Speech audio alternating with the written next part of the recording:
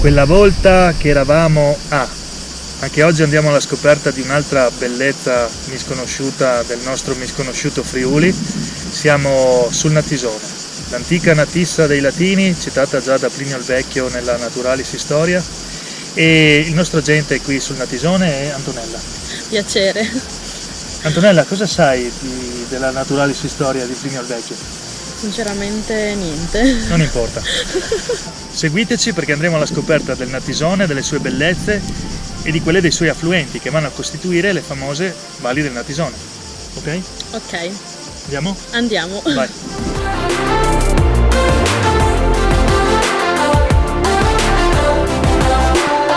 Il Natisone e i suoi affluenti hanno disegnato, in milioni di anni, un paesaggio veramente suggestivo.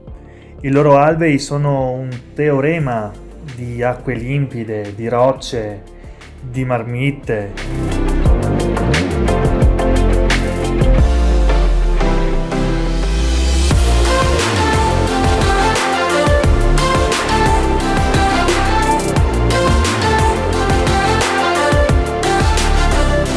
Queste valli boscose, un tempo isolate e misteriose, attraversate da 1000 rivoli e torrenti, piene di grotte, di cavità naturali, sono anche piene di chiesette votive, di eremi, di vecchi borghi fortificati.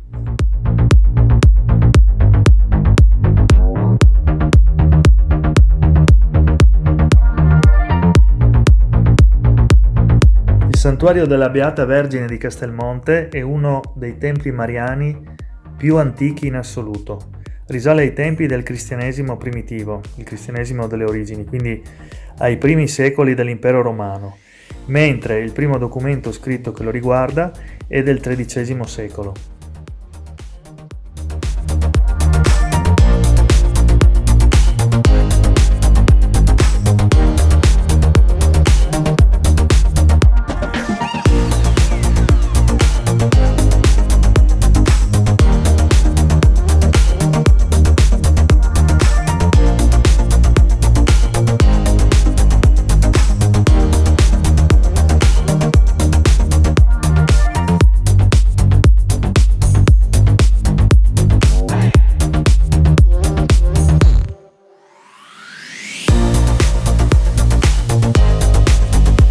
Qui siamo nella Slavia friulana, una terra dove fin dai tempi dei Longobardi è avvenuta la commistione tra genti latine e genti slave.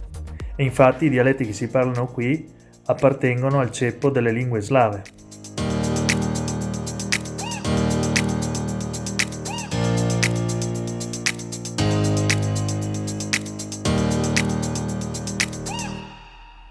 L'itinerario più semplice è quello che segue la strada statale che da Cividale del Friuli, la Forum Iuli che diede il nome alla nostra regione, risale il Natisone fino a Pulfero, che è l'ultimo comune italiano, e poi a Caporetto, Kobarid, e qui siamo già nella valle dell'Isonzo e siamo già oggi in Slovenia. Però, al di là di questo semplicissimo itinerario, le digressioni possibili sono tantissime.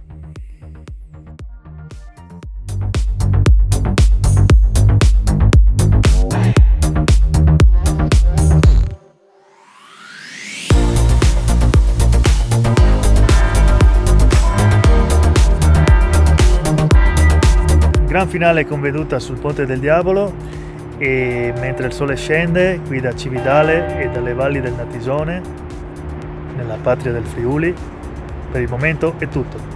Ciao!